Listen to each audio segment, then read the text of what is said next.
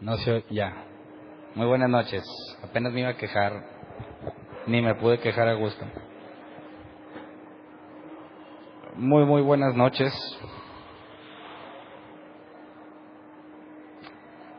Tal como quedamos el domingo, acompáñenme a Primera de Pedro 3:19.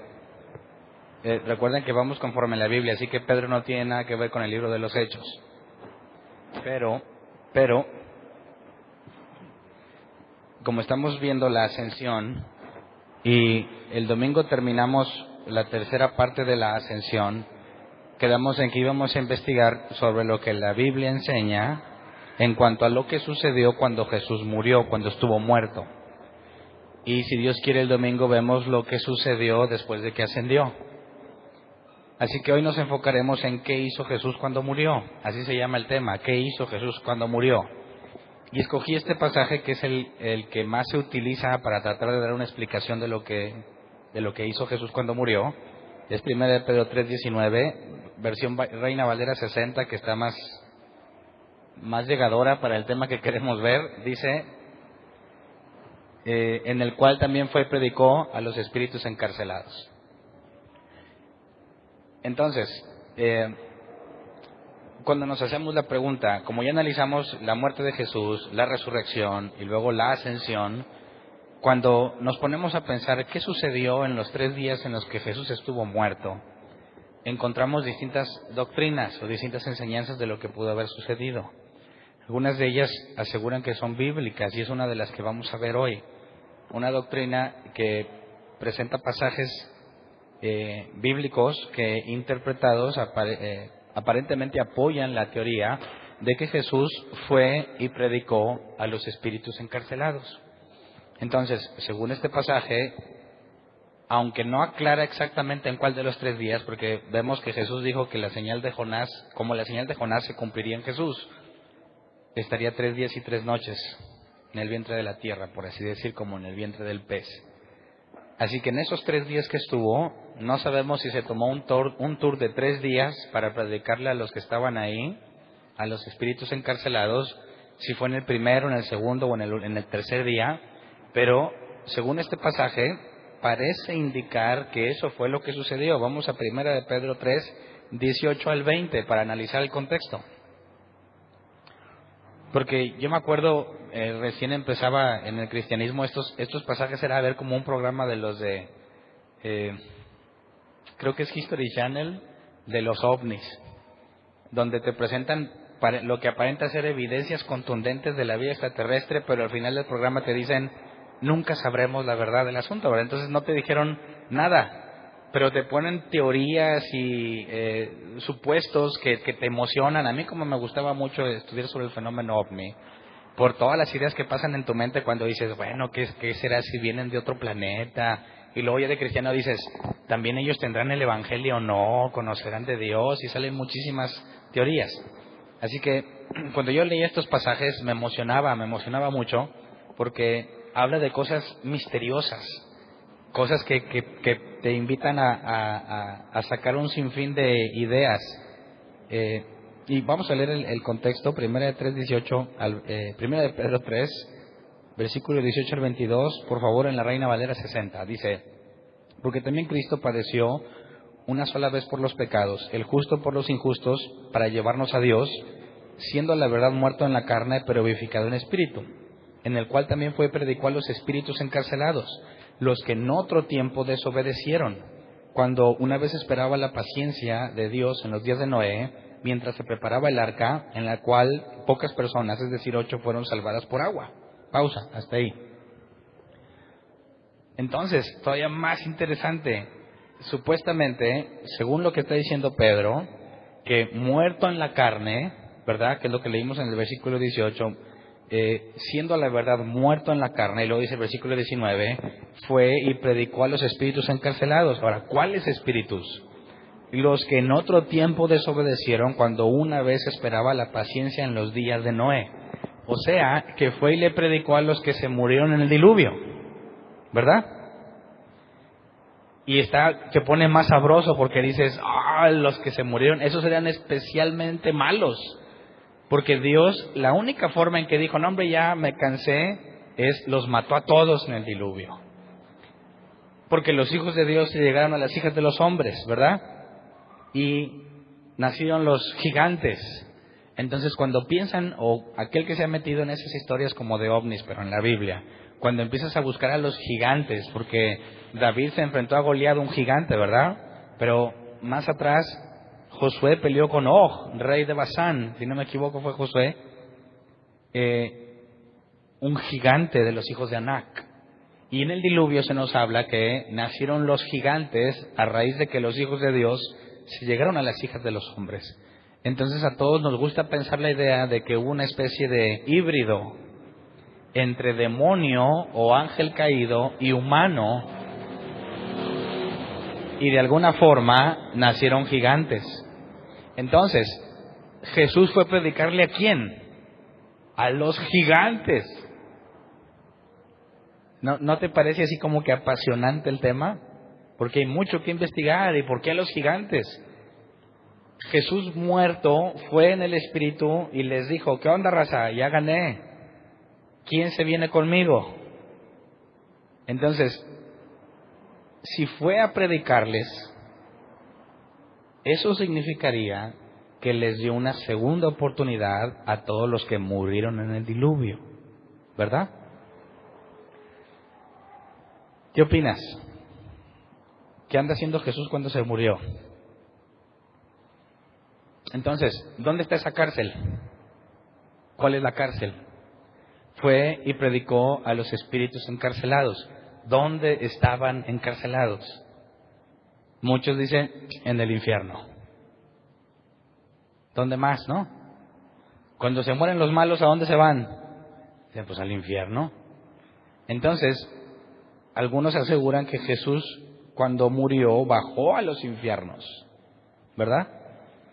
Y nuestros amigos católicos, bueno, los de veras, porque muchos dicen católicos y ni saben qué onda, pero los que sepan el credo de los apóstoles, dice, padeció bajo el poder de Poncio Pilato, fue crucificado, muerto y sepultado, y descendió a los infiernos.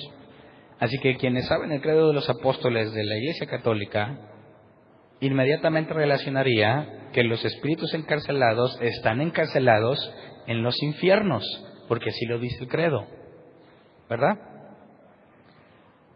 Entonces, ¿bajó Jesús a los infiernos o no? Vamos a 1 de Pedro 4, versículo 6.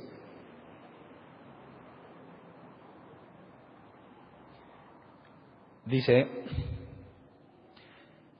porque por esto también ha sido predicado el Evangelio a los muertos, para que sean juzgados en carne según los hombres, pero vivan en espíritu según Dios. ¿En qué momento se le predicó el Evangelio a los muertos? Entonces empiezas a atar cabos, ¿no? Es el mismo Pedro que nos está diciendo esta información. Así que según Pedro podríamos decir que cuando Jesús murió le predicó a los espíritus encarcelados, o sea, los que estaban muertos, porque son espíritus, ¿no? Estaban muertos. Y luego Pedro aquí nos dice que el Evangelio fue predicado a los muertos. Así que esto parece apoyar que los espíritus encarcelados eran los que estaban muertos. Y les predicó. Ahora, ¿dónde se van los muertos? No, pues al Hades, ¿no? Al Seol. Hades es la palabra griega, Seol es la palabra hebrea. Pero, aunque no voy a meterme en profundidad de eso, la palabra, tanto la mitología griega, pues le da muchas formas o descripciones al Hades, ¿no? De hecho, tengo entendido que la mitología griega tiene al de los muertos, que también se llama Hades, ¿no? Hermano de Zeus, si no me equivoco, en la mitología griega. Y por ahí vi un programa que dicen que se agregó que fue Jesús y le puso una friega a Hades y le quitó a todos los que estaban ahí. Y se los llevó, y Hades pues no pudo hacer nada, pues porque era Jesús, porque Jesús es más fuerte. Pero la mitología griega nunca habla, originalmente nunca menciona a Jesús, pero parece que hubo una mezcla. Entonces, quien ha leído de eso empieza a atar cabos y dices, no, mira, vamos armando la historia bien chida, porque se murió Jesús, y ahí estaban los gigantes, los que se murieron en el diluvio. Y Hades no quería dejarlo. Pero Jesús, pues ¿quién puede con Jesús? Así que le predicó el evangelio a los muertos. ¿Y luego qué pasó? Vamos a Efesios 4, versículo 8 y 9. Vamos a leerlo en la Nueva Versión Internacional. Las palabras son un poco más claras. Dice, por esto dice, cuando ascendió a lo alto, se llevó consigo a los cautivos y dio dones a los hombres. ¿Qué quiere decir esto de que ascendió, sino que también descendió a las partes bajas, o sea, a la tierra? Ahí está. ¿Dónde está el infierno? Pues dicen que abajo de la tierra, ¿no? ¿No dice aquí el apóstol Pablo en la carta a los Efesios que Jesús bajó a las partes bajas? Y cuando subió, cuando ascendió, ¿a quién se llevó? A los cautivos. Entonces ya cierro lo que sucedió, ¿no? No es lo que yo opino, es lo que la doctrina de no sé cómo se llame, pero muchas gracias. Los que aseguran que Jesús fue a los infiernos o le predicó a la gente que murió en el diluvio, aquí cierran el círculo, ¿no? Jesús murió, bajó, estaban los gigantes, o ponle que no todos eran gigantes, pero los del tiempo de Noé. Luego nos dice que le predicó el evangelio a los muertos, y dice que cuando ascendió se llevó a los cautivos. Así que lo sacó del Hades, y cuando ascendió, que ya vimos la ascensión, y raramente no había nada de ese tema, ya vimos la ascensión el domingo, la parte final, y entonces, aunque los apóstoles vieron cómo Jesús se iba en el mundo espiritual, se estaba llevando mucha raza con él, porque se llevó a los cautivos, ¿no? Entonces, con esto aparentemente se cierra la idea, o se apoya en distintas partes de la Escritura, la idea de lo que Jesús hizo cuando murió. ¿Qué te parece la doctrina? ¿Cuántos ya me los ganché? Déjenme abrir mi latito. Aquí. ¿Qué opinas? ¿Te convence o no te convence? A mí me surgen varias dudas interesantes. No sé a ti. Yo he visto y encontré, sobre todo en internet, pasajes donde les preguntan, ¿Jesús bajó a los infiernos? Y te mencionan quizás algún otro versículo más, pero no me pareció muy ad hoc en el contexto. Pero básicamente es lo que usan para demostrar que efectivamente Jesús bajó a los infiernos y se llevó a los cautivos con él.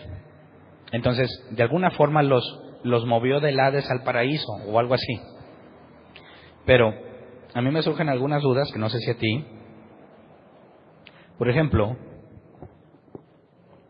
imagínate que Jesús muere, ¿verdad? En la cruz y luego baja. ¿Cuántos días le tomó? ¿1, 2 o 3? ¿O los 3? Entonces Jesús le bajó y, bueno, pues estuvo 3 días ahí. No sé si recorrió toda el área del Hades o del Seol, no sé qué tan grande estaba. Pero me llama la atención que solo le predicó a los que murieron en el diluvio. ¿Por qué nada más a ellos? ¿No habría mucho más gente ahí? ¿Por qué no le predicó a todos los demás que estaban en el infierno? Digo, si los muertos, los malos se van al infierno, ¿por qué no llegó con Caín, Balaam, Judas? Estaba fresco Judas, o sea, recién fallecido. ¿Por qué no se llevó a nadie, o por qué no le predicó a nadie excepto a los que murieron en los días de Noé? ¿No te parece extraño? Imagínate que tú te moriste y estás ahí en el infierno y ves que llega Jesús. Y tú, bueno, ¿sabes quién es para empezar? Todos vieron que llegó alguien más en el infierno y dice, otra víctima que llegó, o sabían quién era. Y si sabían quién era y tú estás ahí, pero tú no te moriste en el diluvio, no le dirías, a mí, llévame a mí, ¿no? ¿Y qué posibilidad o qué les habría dicho Jesús? No, yo nada más vengo solamente a los que murieron en el diluvio. Y les dice, según Pedro les predica el evangelio. ¿Qué les predicó? ¿Arrepentimiento? ¿O cómo les hizo? ¿Quién le dijo, oiga raza, mira, ustedes están aquí y pues bueno, se lo merecen, pero el que crea en mí se va conmigo. Así que ellos creyeron en Jesús, ¿o no?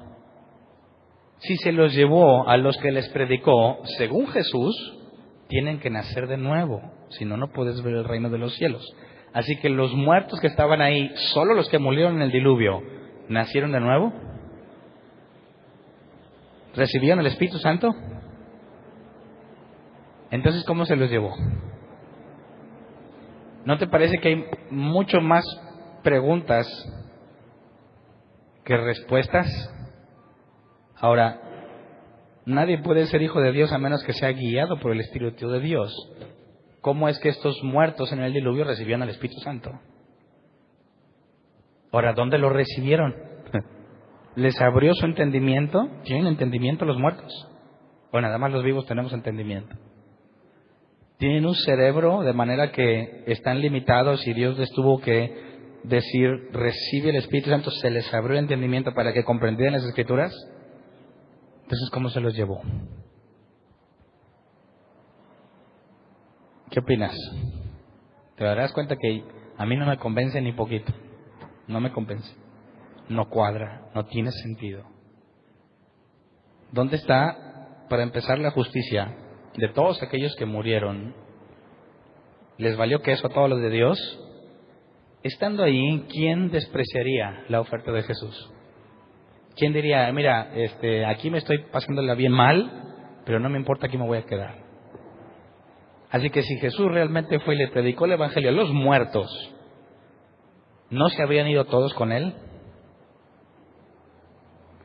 Entonces no habría ninguno que hubiese muerto en el diluvio que hubiese quedado prisionero, porque a todos se los habría llevado. ¿Quién en sus 5 sentidos, si es que los muertos tienen 5 sentidos, querría quedarse en ese lugar? Y sobre todo vamos a Hebreos 9:27, que dice, tal como está establecido, que los seres humanos mueran una sola vez y después venga el juicio. Sabemos que Lázaro, ¿cuántas veces se murió Lázaro? 2. Entonces, ¿qué onda con este pasaje? La niña que Jesús resucitó, ¿cuántas veces se murió? 2. El hijo de la viuda, 2. Los que resucitaron cuando Jesús resucitó, 2. Entonces, ¿qué onda con este pasaje? Está establecido que los seres humanos mueran una sola vez y después venga el juicio. Pretenderé responderlo con más profundidad más adelante. Pero por lo pronto, una vez que mueres, lo único que resta es que venga el juicio.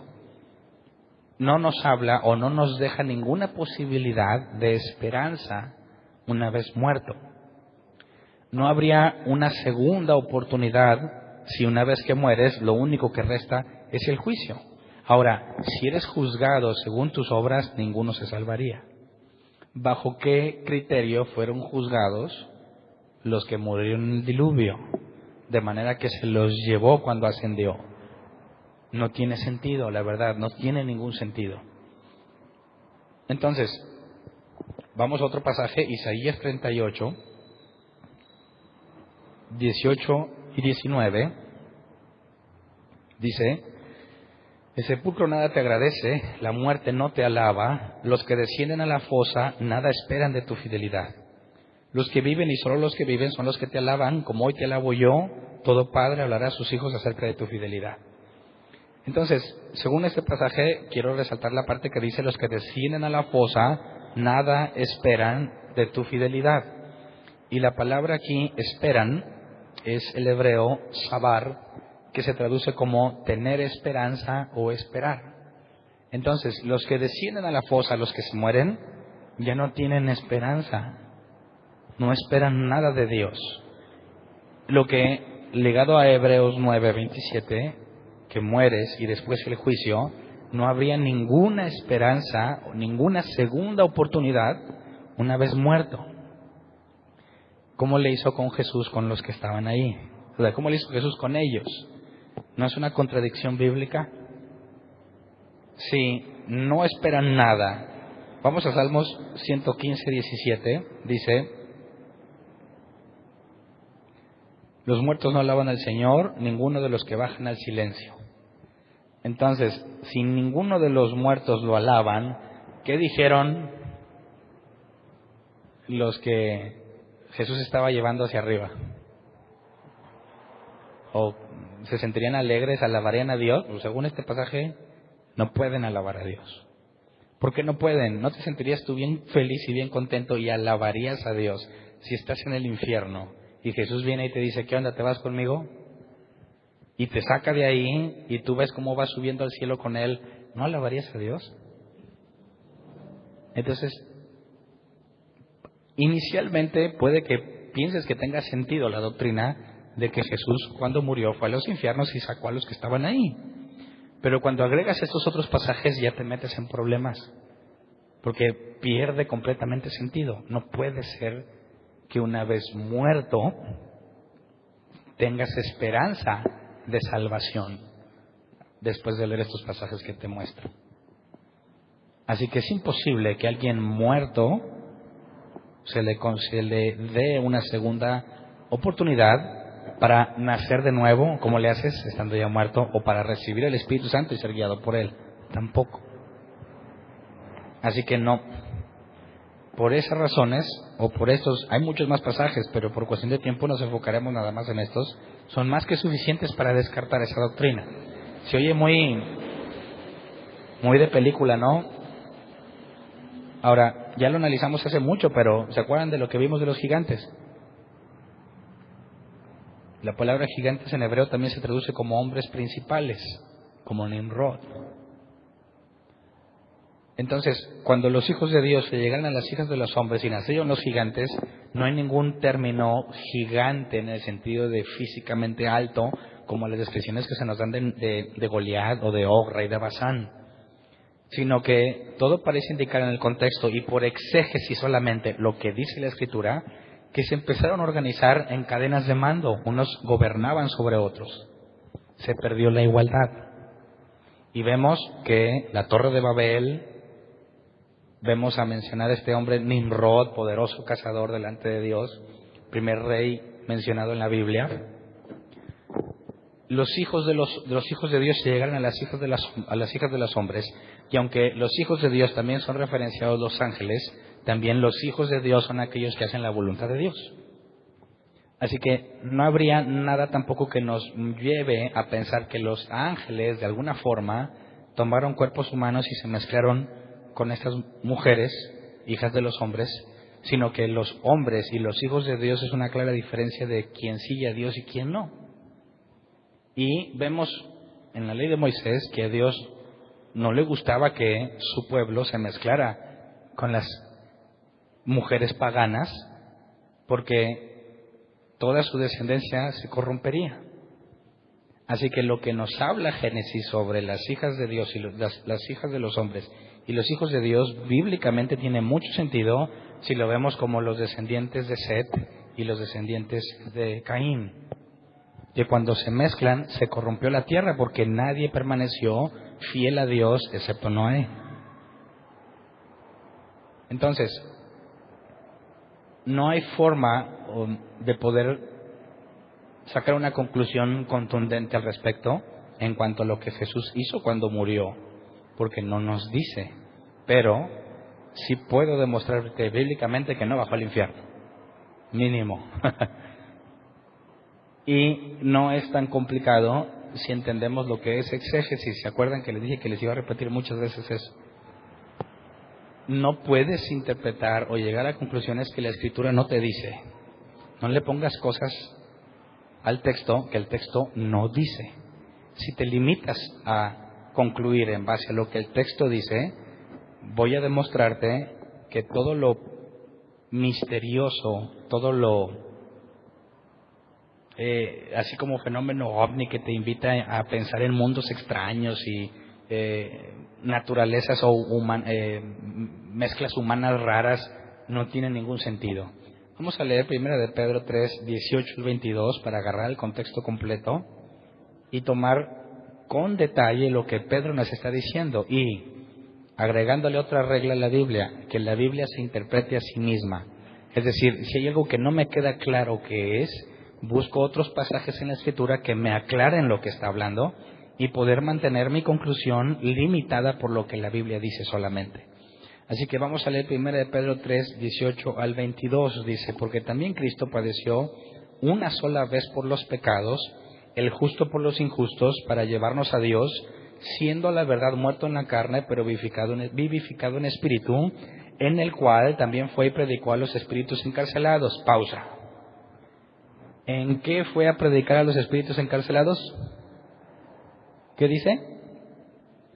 Siendo la verdad muerto en la carne, pero vivificado en espíritu, en el cual también fue y predicó a los espíritus encarcelados.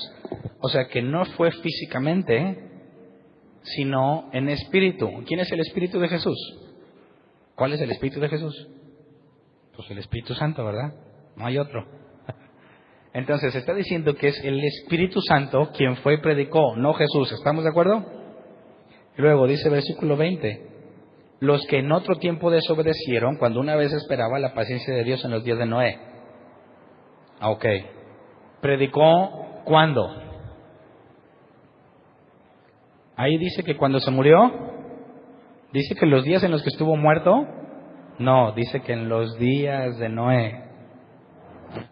Así que no está hablando de algo que sucedió cuando Jesús murió, sino de algo que sucedió en los días de Noé mientras se preparaba el arca, en la cual pocas personas, es decir, 8, fueron salvadas por agua. Entonces, honestamente, ¿el pasaje nos está haciendo referencia a lo que sucedió mientras Jesús estuvo muerto? En ninguna forma, en ningún sentido. ¿Cómo podemos entender esto ahora? ¿Cómo es que Jesús,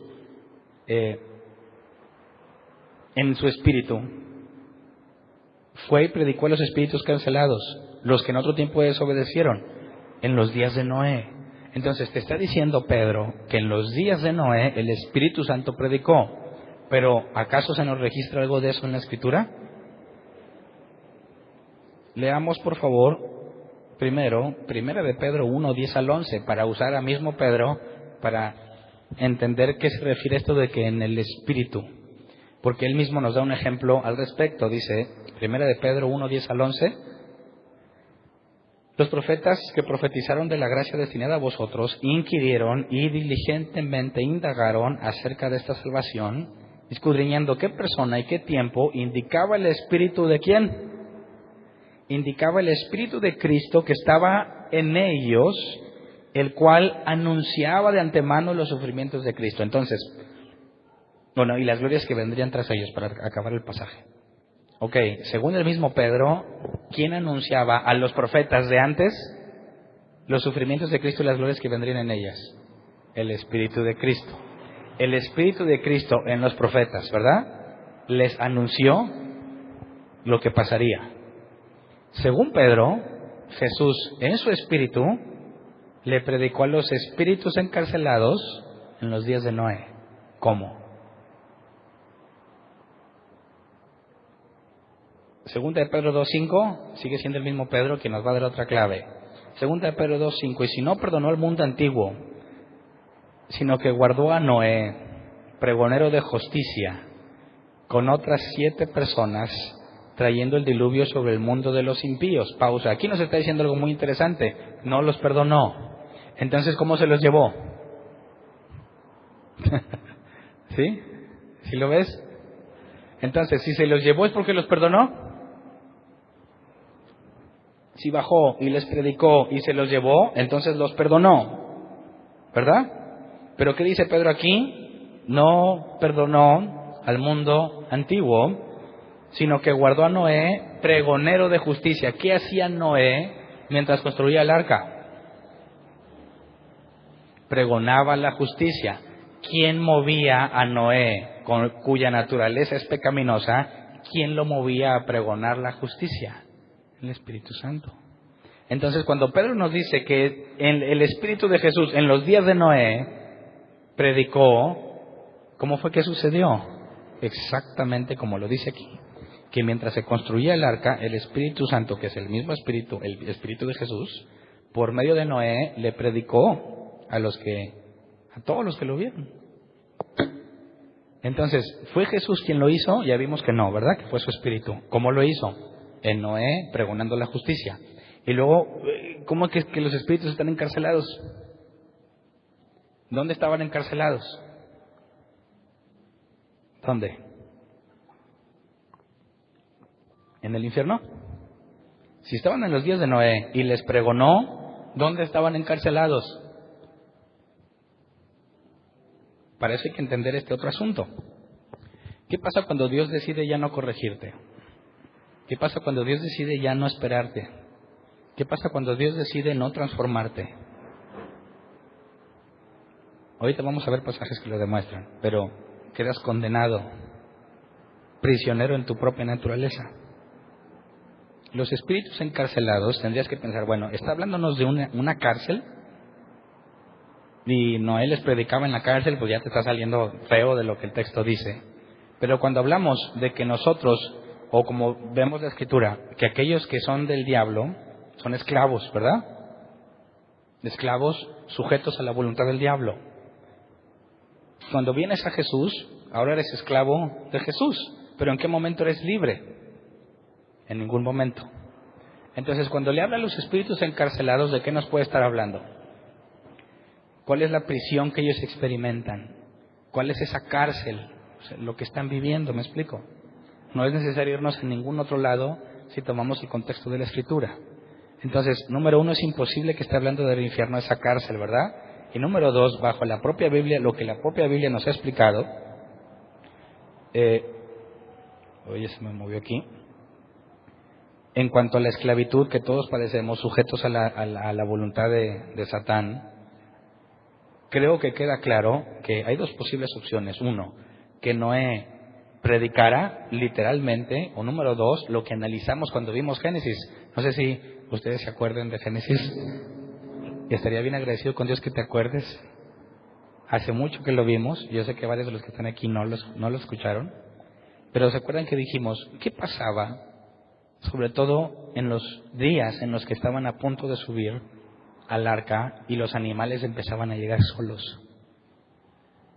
Si tú fueras una persona que no eres de la familia de Noé, o sea, de sus 3 hijos o sus mujeres, y Noé está construyendo un barco enorme en un lugar donde no hay, donde no es necesario, por así decirlo, o no tendría forma de trasladarlo, donde podemos concluir que la lluvia tal como la conocemos no existía, así que era un completo loco. Y por más que Noé quisiera decirle a la gente es que va a venir un diluvio, pues no tiene sentido, Noé. El pronóstico no dice eso.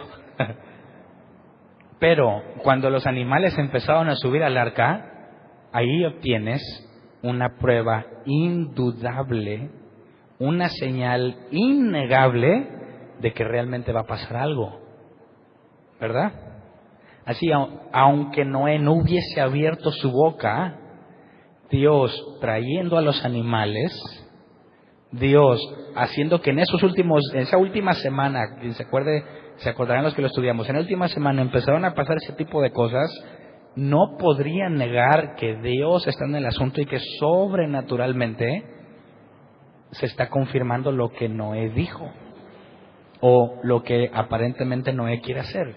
Así que aun si Noé hubiera quedado siempre con su boca cerrada, aún por medio de Noé y la preparación del arca, Dios hubiera pregonado justicia, anunciándoles lo que iba a suceder.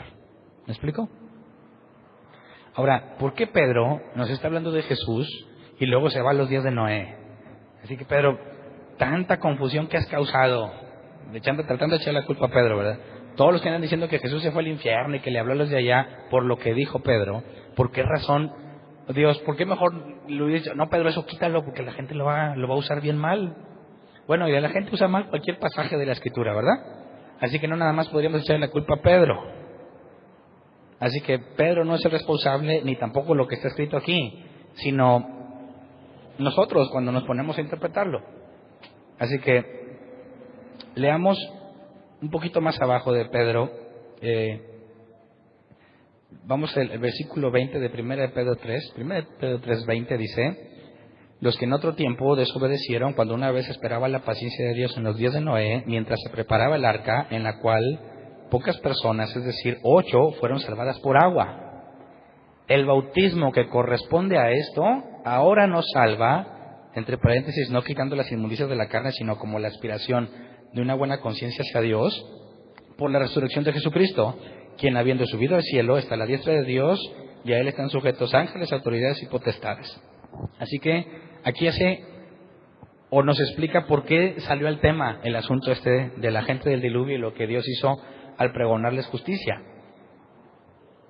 Nos habla que Noé y sus hijos fueron salvados por agua, y de esa misma forma nosotros, y ahí está la imagen que nos quiere mostrar. Jesús murió y resucitó, y se acuerdan la gran comisión: bautícenlos y enséñenles que guarden mis obras. Bueno, lo que le enseñó a los discípulos. Entonces, es obedecerlo, o guardar sus enseñanzas y bautizarse.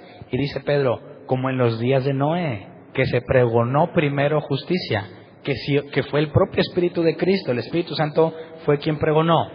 Jesús dijo que las palabras que Él decía no eran de Él, y nos dijo que el Espíritu Santo lo único que hace es decirnos lo que el Padre dijo. Así que cuando Jesús predicó, era el Espíritu Santo en Él, ¿verdad?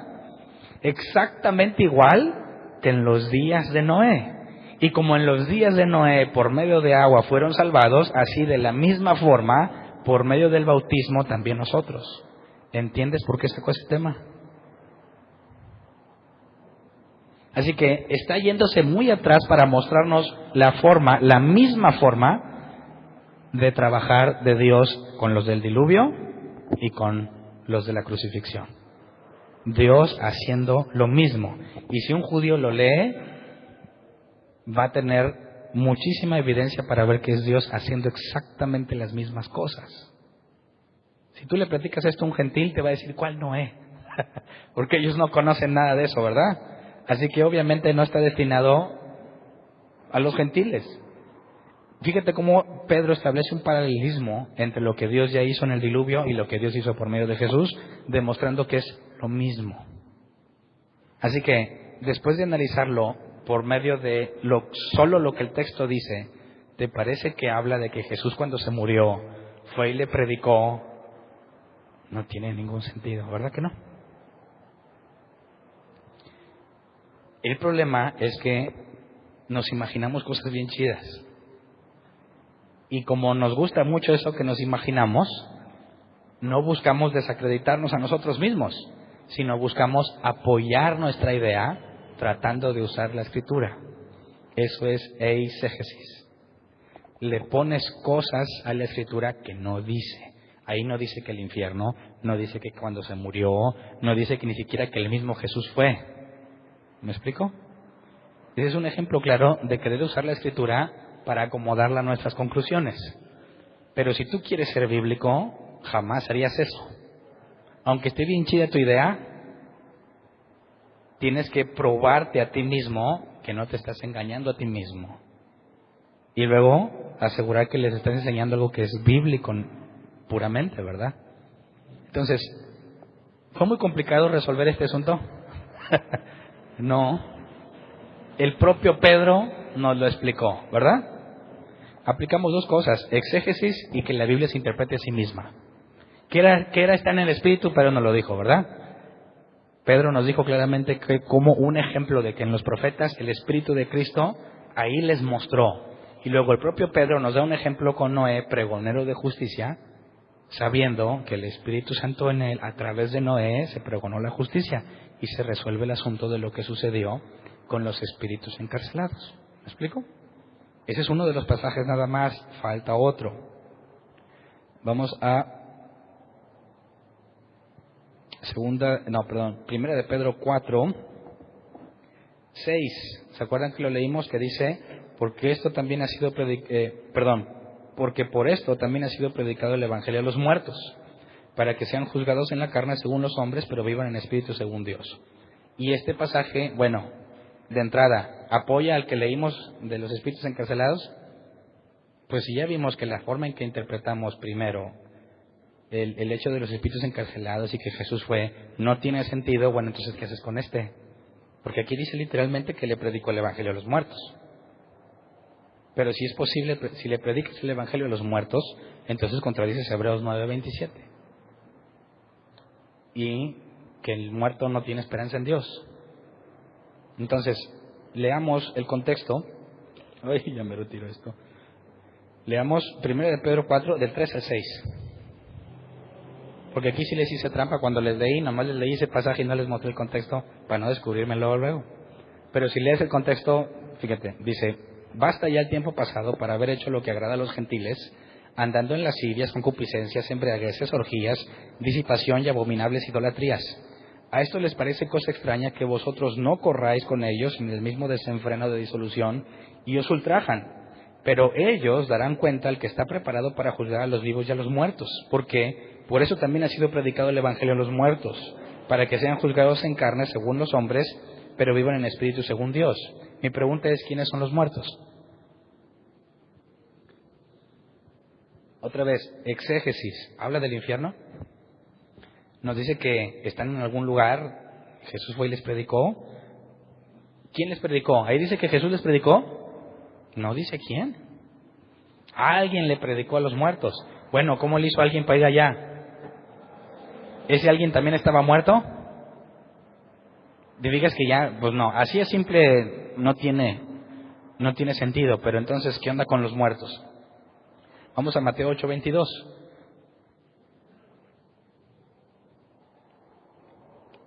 Jesús le dijo: sígueme, deja que los muertos entierren a sus muertos. ¿Quiénes son los muertos de los que habla entonces Pedro? Ahora, si no dice que fue Jesús, sino que alguien fue y les predicó, y sabemos que no hay ninguna referencia bíblica para decir que yo puedo ir con los muertos a predicarles, entonces, ¿quiénes son los muertos? Bueno, que la propia Biblia nos diga cómo es que quién puede hablar con muertos. Pues según Jesús, alguien puede dejar que los muertos entierren a sus muertos. O sea que allá en el Hades se siguen muriendo. ¿Y alguien va y los entierra allá? No. Colosenses 2:13. Colosenses 2:13. Y a vosotros, estando muertos en pecados y en la circuncisión de vuestra carne, os dio vida juntamente con Él, perdonándonos todos los pecados. Entonces, ¿quiénes son los muertos que entierran a sus muertos? Pues los que no son hijos de Dios. ¿Y por qué les llama muertos? Porque están en el pecado. Y todo el que peque, muere, excepto los que reciben el beneficio del sacrificio expiatorio de Jesús. Entonces, si nos regresamos a Pedro, ¿de qué nos está hablando Pedro? Donde dice, vamos a leer la Nueva Versión Internacional para usar palabras más claras, otra vez, 1 de Pedro 4, 3 al 6, dice: pues ya basta con el tiempo que han desperdiciado haciendo lo que agrada a los incrédulos, entregados al desenfreno o a las pasiones o a las borracheras, a las orgías, a las parrandas y a las idolatrías abominables. A ellos les parece extraño que ustedes ya no corran con ellos en ese mismo desbordamiento de inmoralidad y por eso los insultan. Pausa, ¿a alguien le ha pasado? Que primero sí andabas con ellos y hacías todo lo mismo, y ya nomás que dices que ya no porque eres cristiano, ¿qué te dicen? Así que fíjate, también los de aquel tiempo, cuando Pedro escribió la carta, les pasaba lo mismo. A ellos, del versículo 4, a ellos les parece extraño que ustedes ya no corran con ellos en ese mismo desbordamiento de inmoralidad y por eso los insultan. Pero ellos tendrán que rendirle cuentas a aquel que está preparado para juzgar a los vivos y a los muertos. Por eso también se les predicó el Evangelio aún a los muertos, para que a pesar de que haber sido juzgados según criterios humanos, en lo que atañe al cuerpo, vivan conforme a Dios en lo que atañe al espíritu. ¿Quiénes son los muertos? Pues los que están muertos en sus pecados. Aún a ellos se les ha predicado el Evangelio, ¿sí o no? Claro. Se les predicó, están muertos en sus pecados, pero como quiera se les ha predicado para que, dice, después de haber sido juzgados según criterios humanos, o sea que todos digan, no, es que no vale nada, este es de lo peor, vivan conforme a Dios en lo que atañe el espíritu. Ahí está la salvación de un muerto, pero no es un muerto en el Hades, ¿verdad? O en el Seol, sino a todos aquellos que están muertos en sus pecados y sus delitos. Así que este pasaje nos afirma la teoría de que Jesús le predicó a los muertos, no porque ni siquiera dice que Jesús predicó, ¿verdad? Entonces cualquiera puede predicarle a un muerto. ¿Quién le ha predicado a los muertos? Pues yo. ¿Alguien de ustedes no? Pues sí. ¿Fuiste al Hades? Pues ya, te das cuenta que no tiene sentido. Entonces, haciendo una exégesis de estos pasajes también, no hay nada que apoye la idea de que Jesús fue a los infiernos a predicarle a los cautivos. Y nos falta uno, Efesios 4, 8 y 9, Nueva Versión Internacional, dice, por esto dice, cuando ascendió a lo alto, se llevó consigo a los cautivos y dio dones a los hombres. Ándale, ¿quién me dice dónde está la clave? Ya vimos que Jesús no fue al infierno, ¿verdad? Ni tampoco se le predicó el evangelio a los muertos en el infierno, tampoco. Pero aquí nos falta ver que cuando Jesús ascendió se llevó a los cautivos. Bueno, si ya vimos que no bajó por ellos, ¿a quiénes se llevó? ¿Se llevó alguien con él cuando vimos que ascendió? No. Y si no eran los muertos, pero se llevó alguien con él, ¿lo habríamos visto? Bueno, no nosotros, pero los apóstoles que estaban ahí, los discípulos. ¿Y por qué no nos dijeron nada? Leamos la versión 60, Efesios 4, 8 al 9. Por lo cual dice, subiendo a lo alto, llevó cautiva la cautividad y dio dones a los hombres. Bueno, ¿llevó cautiva la cautividad o llevó consigo a los cautivos? Es algo muy diferente. ¿Cómo llevas cautiva a la cautividad? Porque es lo que el original dice. No dice que se llevó consigo a los cautivos, como la NBI lo traduce. Entonces, no se llevó a nadie para empezar, sino que cautivó a la cautividad. O sea, ¿qué es eso? Se llevó cautiva a la cautividad y dio dones a los hombres. Y ese mismo pasaje vamos a ver que se aplica después cuando Pablo nos explica sobre los dones, que Dios los repartió como quiso. Jesús repartió los dones haciendo referencia a el Salmo 68, 18. Leámoslo, que es exactamente esto mismo. Versión 60, subiste a lo alto, cautivaste la cautividad, tomaste dones para los hombres y también para los rebeldes, para que habite entre ellos Jehová Dios. Ahora, no tengo tiempo para meterme en definir bíblicamente la cautividad, pero el domingo les platiqué, y como quiera lo vamos a ver más adelante, ¿qué hizo Jesús o dónde quedó la muerte confinada? Si para Él la muerte ya no tiene poder, porque por cuanto Dios lo resucitó, y Él ha prometido que todos los que son de Él, tampoco la muerte tendrá poder sobre nosotros, y cuando ascendió, recibió, que lo vamos a ver el domingo si Dios quiere, recibió honores, un nombre sobre todo nombre y todo eso. ¿Qué es la única cosa que quedó cautiva cuando se fue?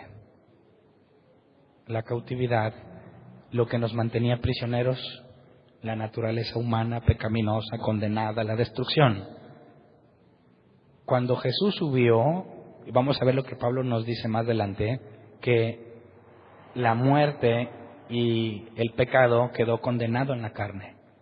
De manera que el que es de la carne va a morir, pero que el que es del Espíritu va a vivir. Así que necesitaría darle muchísima más información para explicarles este pasaje, pero lo vamos a ver si Dios quiere el domingo. Pero hasta ahorita, de entrada, no se llevó consigo a ningún cautivo, ¿verdad? Y nos está hablando de otra cosa que no tiene nada que ver con Jesús en los infiernos, ni predicarles el Evangelio, ni nada de eso. De entrada, te resumo, y me lo vas a tener que creer por fe, como dicen, que cuando habla de cautiva, llevar cautiva la cautividad, es por lo que logró al tener un cuerpo nuevo, glorificado, al cual nosotros un día, según la promesa que tenemos, recibiremos un cuerpo como el de Él, donde ya no hay pecado, no hay llanto, no hay dolor, no me quema el sol, no hay nada de eso. Cuando ascendió, logró la libertad de la cual vamos a hablar el domingo, y lo que nos mantenía prisioneros en este mundo, condenados a la maldición, quedó restringido a los que viven según la carne. Entonces, de entrada, hasta ahorita lo que les puedo decir, puedo asegurar bíblicamente, es que no habla para nada de llevarse a los que estaban en el infierno, ¿verdad? Así que a nuestros amigos que sostengan esa teoría, ¿cuál pasaje les quedó? ¿De cuál se pueden agarrar? Ninguno. Sus tres principales no tienen sentido, son textos fuera de contexto. que se oyen bien chidos. Y hasta te dan seminarios especiales de todo eso, Qué sarta de mentiras dirán en esos lugares. Cuando una simple estudiada te echa por tierra cualquier doctrina que le quieras poner arriba en cuanto a lo que Jesús hizo cuando murió. Así que nuestros amigos católicos que dicen, oye, ¿qué onda con el credo de los apóstoles? ¿Qué crees? Fíjate, me di la tarea poquito, no me interesa mucho ese tema, ¿verdad? Pero me puse a investigar quién verdaderamente católico, ¿verdad? No nomás los que dicen, yo creo, católico que dijera, a ver, ¿cómo está esto de que fue a los infiernos? Ellos mismos dicen, no significa eso. Lo que significa es que él fue al Hades también, y ya. Así que, aunque dice el credo de los apóstoles que bajó a los infiernos, los católicos que yo me encontré en línea aseguran que no es literal, porque no hay sustento bíblico para eso. ¿Me explico? Así que, ¿qué podemos concluir bíblicamente? ¿Qué hizo Jesús cuando se murió? Bíblicamente hablando, ¿qué hizo? ¿Quién me da una idea? Bíblicamente. Ya se las leí, Bíblicamente, ¿cuál es la única conclusión a la que podríamos llegar? Si el que está muerto no espera nada en Dios, si los muertos no alaban a Dios, y Jesús estuvo muerto 3 días, ¿qué pasó con él? Nada, estuvo muerto. No, pero pues no se fue a algún lugar, eso nos dice la Biblia. Lo que dice que pasa con los que se mueren es eso. No, pero que se fue al Seol en hebreo es pozo. Se fue al pozo, pues un pozo en la piedra, ¿verdad? ¿Qué más hizo? Nada. Entonces, lamento decepcionarlos y dicen, no, pues ¿qué pasó? Que espiritualmente no hay ninguna referencia. Lo más que podemos concluir es que si Jesús tuvo una naturaleza humana y divina, pero vino a morir como hombre, le hubiese pasado lo que a cualquier hombre. Porque luego nos metemos en temas como, por ejemplo, ¿qué onda con la parábola de rico y Lázaro? Cuando Jesús se murió, ¿se fue al seno de Abraham? ¿O a dónde? ¿Sería posible que Jesús llegara con Abraham? ¿Qué onda, Abraham? Aquí vengo nomás, voy a estar 3 días, ¿Cómo estás? Y saluda a todos ahí, los que están del lado de Abraham, ¿verdad? ¿Qué onda, Lázaro? Para empezar, Lázaro era un ser ficticio, ¿verdad? No fue algo real ahí en esa parábola. El Lázaro que sí fue real ese es otro, ¿verdad? Que Jesús resucitó. Pero el de la parábola, que de hecho es una parábola, no tienes ninguna razón para tomarlo como algo literal, porque es una parábola que en su contexto claro y simple está hablando del día de la resurrección, que algunos irán con Abraham y otros para vergüenza y tortura, como lo enseña el día del juicio. No hay ninguna base para quien se tome la Biblia en serio como para de una parábola tratar de sacar una realidad. Si no, tendrías que agarrar otras, ¿verdad? No nada más agarra esa. ¿Qué tal si agarras también la de las semillas? Cae la semilla y dices, esto tiene una enseñanza. Pero a ver, literalmente, la semilla es la palabra de Dios. Dice, mira, aquí está la prueba, esta es la semilla que es la palabra. No, es un simbolismo de una realidad, pero la parábola de rico y Lázaro es un simbolismo de algo que va a suceder cuando llegue el día del juicio. Si no, tendrías que explicarme que cuando Jesús se murió, ¿a cuál de los dos lados se fue? Ah, no, pues se fue con Abraham. ¿Sí? ¿Tendría sentido? No tiene ningún sentido bíblico. Y quien trate de decir que esta parábola es real, pues dame evidencia bíblica donde se refleje, no nada más ahí, sino en toda la Escritura. No hay. Entonces, en el sentido más simple, para un muerto, según los pasajes que hemos leído, no hay conciencia. Si no tienes esperanza en Dios, ¿qué podrías hacer cuando te mueres? Por eso se explica como un estado de no conciencia. Porque si yo creo en Dios y me muero, ¿estaré esperando en Él? Los muertos no esperan nada de Dios. ¿Cómo es posible que si yo conozco a Dios estando muerto y me voy a algún lugar, no espere nada de Dios? ¿Qué, se me olvidó quién es Dios? Dice, no, pues te vas con Abraham y vas a estar tan contento que ya no esperas nada. No, porque si me voy con Abraham, sé que ese no es mi último destino. Tendría que esperar que Jesús venga y me dé la corona que dijo que le daría como premio si me corresponde. Así que estaría esperando como quiera algo. Y si realmente vas a un lugar ahí con Abraham, pues entonces se te borraría toda la memoria y no sabrías ni qué. No tienes conciencia. Para ti no pasaría el tiempo no sabrías nada. Por eso cuando mueres, si no hay conciencia, para ti no hay tiempo. Morir y resucitar va a ser un abrir y cerrar de ojos, ¿verdad? Si te mueres ahorita, en ese mismo instante para ti vas a despertar y tienes dos opciones. Te ves con un cuerpo glorificado y ves a Jesús en las nubes, o ves un trono blanco. Y todo el que llegue al trono blanco será echado al lago de fuego. Pero si tienes un cuerpo nuevo y ves a Jesús, te espera recompensa. Así que si me muero y despierto, tengo esperanza. Así que no estoy muerto, sino que viví de nuevo. ¿Me explico? Entonces, es mucho más importante lo que sucedió cuando Jesús subió que lo que sucedió cuando estuvo muerto, ¿verdad? Porque pues no. Y si lo ponemos de una perspectiva humana, ¿qué sintió Jesús cuando se murió? Pues lo último que Jesús dijo que hecho está, entregó el Espíritu y así, de forma inmediata, el Padre lo resucitó. Si para él no hay conciencia estando muerto y no pasa el tiempo, fue un acto instantáneo. Entonces, ¿qué pasó con el crucificado, con Jesús, el ladrón? No les he hablado de eso, más adelante lo trataremos, pero ya casi les dije todo. Faltaría nada más resolver qué fue lo que Jesús les dijo, ¿verdad? Y cómo fue que no le cumplió, si es que le dijo que ese mismo día se iría. Y ya vimos y demostramos que no fue, sino hasta que les dio la gran comisión, 40 días después de su resurrección, y ascendió. Así que no se fue en ese momento. Y que dice, no, sí se fue, y es que estaba muerto y se lo llevó. Bueno, pues se mete en problema con muchos más textos. Entonces, vamos a ponernos de pie. El tema de hoy fue simple, o desde mi perspectiva, no sé cómo lo veas tú. Hay temas mucho más complejos que se dificulta resolver, pero este tema de lo que sucedió me parece sencillo. Pero aguas, no caigas en esos errores cuando te digan, no, pero es que Jesús fue y por los muertos. Pues pregúntate las cosas más básicas de un cristiano. ¿En qué momento nació de nuevo el muerto? ¿En qué momento recibió el Espíritu Santo? Y de ahí te das cuenta que no tiene sentido, no aplica. Y no necesitas más cosas, simplemente resuélveme eso, ¿verdad? Entonces, fíjate que es bien importante que tengas las esenciales, las verdades esenciales del Evangelio siempre aquí.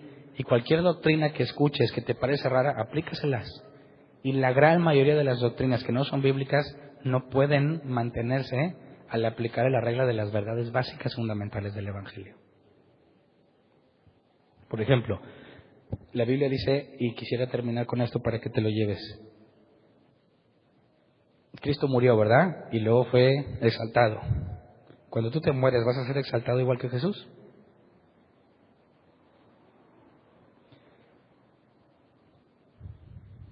¿Qué opinas? ¿Sí? ¿Me muero y luego Dios me lleva a la diestra del Padre junto con Jesús? Porque la promesa es de que me dará un trono también, ¿verdad? Entonces me morí y me voy allá.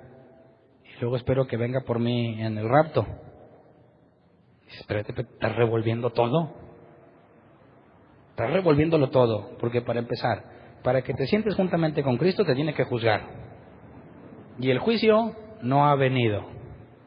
Así que te mueres y te vas allá, ¿no has sido juzgado? ¿Verdad? ¿Cuándo vas a ser juzgado? Pues Jesús dijo, el día y la hora nadie lo sabe. Así que, aplicándole esa cosa fácil, regla básica, Jesús está a la diestra del Padre, esperando que el Padre le diga, bueno, a que los enemigos se han puesto por detrás de sus pies, y entonces venga a recibir el reino. ¿Verdad?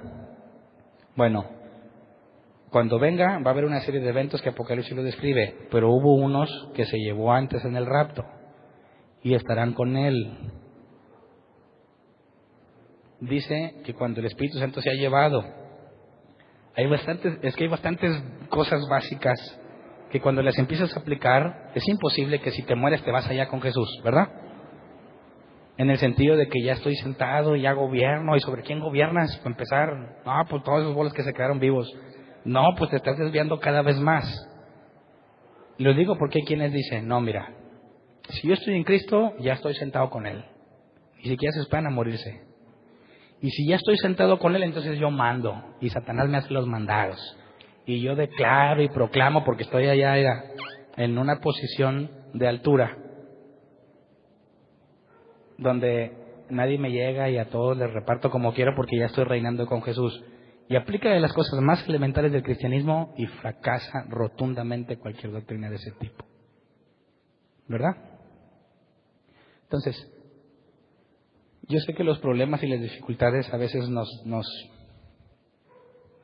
quieren o nos dan esperanza de encontrar algo que me resuelva la vida, que me evite el problema, que me saque de mi situación.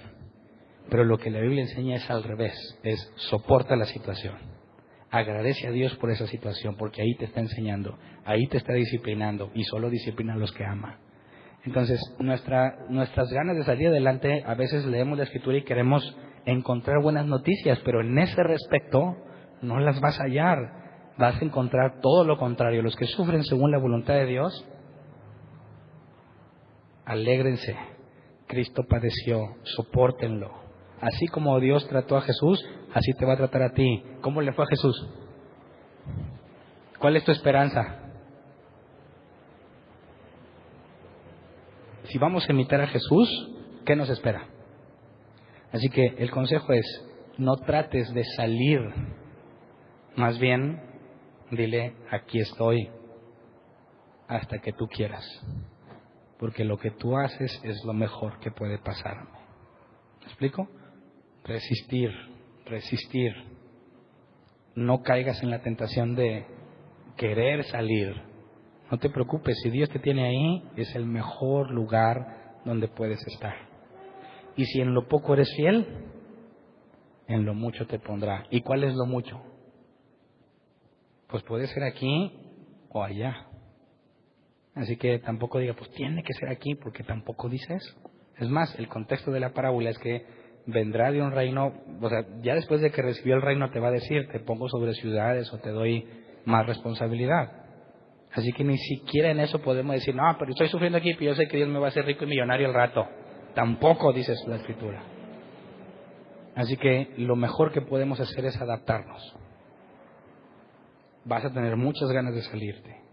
Te van a ofrecer muchas cosas, sobre todo muchos cristianos te van a ofrecer que reprendas, que declares, que pactes, un montón de cosas. Y si lo que tú estás buscando es salir de esa situación, eres presa fácil. Pero si lo que tú buscas es obedecer a Dios, le vas a decir a cualquiera, como Jesús le dijo a Satanás, no tientes al Señor, tu Dios. Yo solo hago lo que mi Padre me dice. Por más chida que me parezca tu propuesta, no me muevo a menos que Dios me lo indique. ¿Me explico? Así que vamos a orar. Señor, yo no sé quién de los que estamos aquí o si hay alguien que nos escucha tiene ganas de encontrar una salida fácil a las cosas que le pasan o tiene deseos de triunfar en la vida y lograr riquezas y éxito y poder.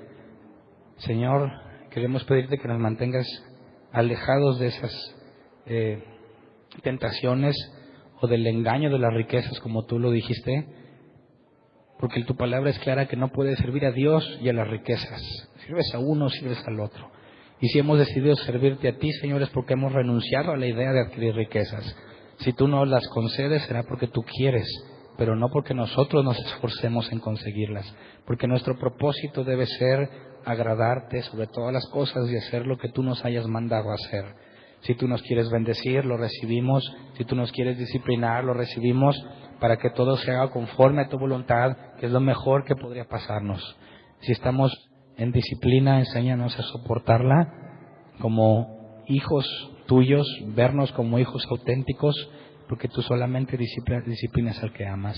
Si no tienes en enfermedad, si nos tienes en situaciones precarias o en crisis, enséñanos a administrar lo que nos has dado de manera que podamos ser fieles aún en lo poco, Señor, confiando en que tú eres fiel y justo para librarnos, para perdonarnos, que no nos dejarás tirados para siempre.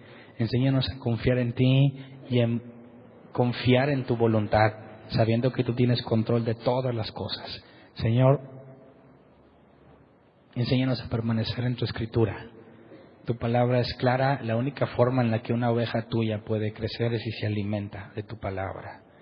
Enséñanos a llevar siempre el alimento que nos corresponde a los que están empezando, alimento de leche espiritual, por así decirlo, y a los que están maduros, que reciban el alimento sólido que requieren, para que no sean movidos por cualquier viento de doctrina, Señor. Enséñanos a que ante cualquier idea o doctrina que recibamos, enséñanos a ir a la Escritura para que tu Espíritu Santo nos guíe y podamos sacar conclusiones bíblicas que nos mantengan en tus caminos, Señor. Te pedimos que según tu misericordia ninguno de nosotros se desvíe ni a derecha ni a izquierda, sino que podamos presentarnos delante de ti como obreros que no tienen de qué avergonzarse porque interpretan correctamente tu palabra, palabra de verdad. A ti sea la gloria y la honra porque nos has sostenido y sabemos que nos sostendrás. Amén.